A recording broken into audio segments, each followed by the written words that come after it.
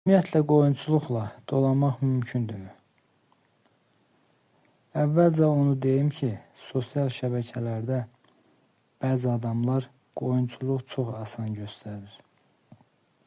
Elə bilirsən ki, 5-10 qoyun saxlayan adam dərhal çox pul qazanır.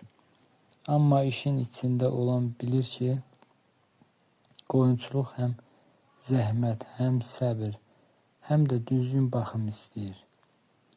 10 qoyun az görünə bilər. Amma düzgün saxlanılsa, pis başlanğıc deyil. Əsas məsələ qoyunun sayı yox, baxımıdır. Baxımlı qoyun hər zaman qazandırır. Baxımsız qoyun isə sahibini ziyana salır. İndi gəlin hesabı təxminən aparaq. 10 ana qoyundan ildə ortalama 12-15 quzu almaq olar. Bəzi qoyunlar tək quzu verir, bəziləri 2. Əgər quzular sağlam böyüsə və yaxşı çəkidə satılsa, əsas qazanc oradan gəlir. Amma burada bir məsələ var. Əgər bütün yem pulla alınırsa, qazanc azalır. Öz otlaq yerin varsa, kənddə həyətində otlaq imkanın varsa, onda vəziyyət dəyişir. Çünki qoyunçuluqda ən böyük xərc yemdir. Məsələn, qış aylarında arpa, ot, kəpək, yem almaq lazım olur. Biraz da vitamin, duz, dərman xərci çıxır. Qoyun xəstələnsə əlavə xərc gəlir. Ona görə bəzi adamlar düşünür ki, qoyun saxlayım, çox pul qazanım. Amma xərci hesablamırlar. Bir məsələni də deyim. Qoyunçuluqda qazanc bir aya olmur. Bu iş səbir istəyən işdir. İlk illərdə sürünü böyütmək daha vacibdir. Məsələn, 10 qoyun bir neçə ilə 20 olur, sonra 30 olur.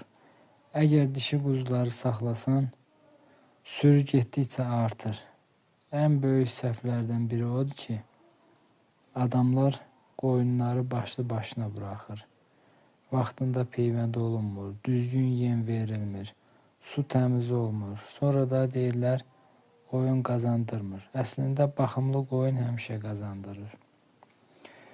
Çünki vaxtında əslində gündəlik səhər axşam qoyunların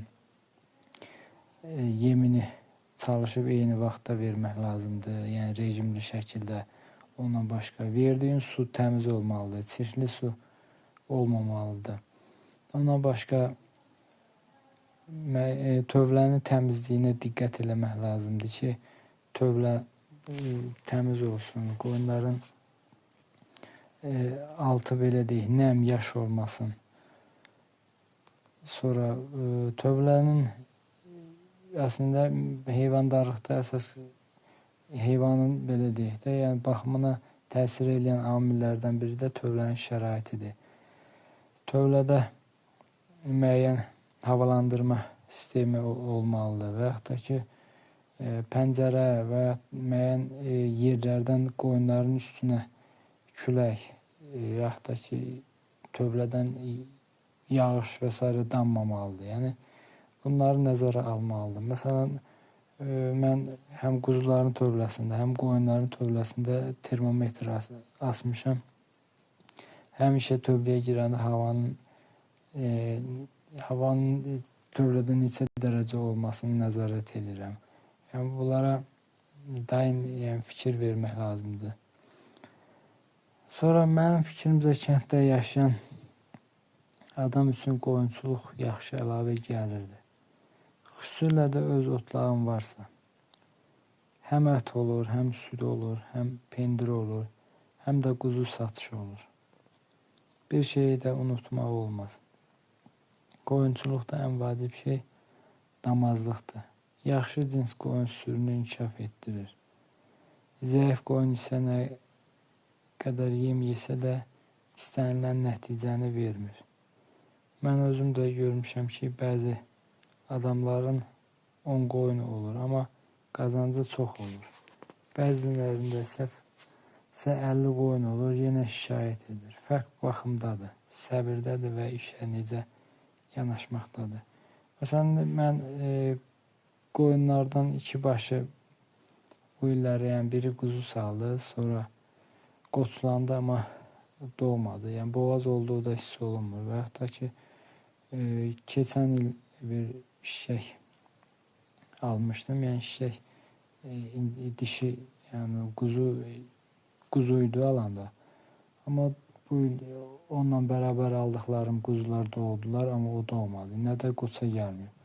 Yəni saxladığın heyvanların içində belə artmayan, damazlığa uyğun olmayan heyvanları dərhal satmaq, sürüdən uzaqlaşdırmaq lazımdır. Düzdür, hal-hazırda bizdə Gədəbəydə heyvan bazarı paizdən bağlıdır. Ona görə müəyyən satış aparmaq və yaxud da ki, yeni heyvan almaq biraz çətinlik törədir. Əgər qoyunçuluğa yeni başlayırsınızsa, məncə əvvəl az sayla başlayın. Tədricən artırın. Çünki sürü böyüdükcə həm təcrübə artır, həm də qazanc.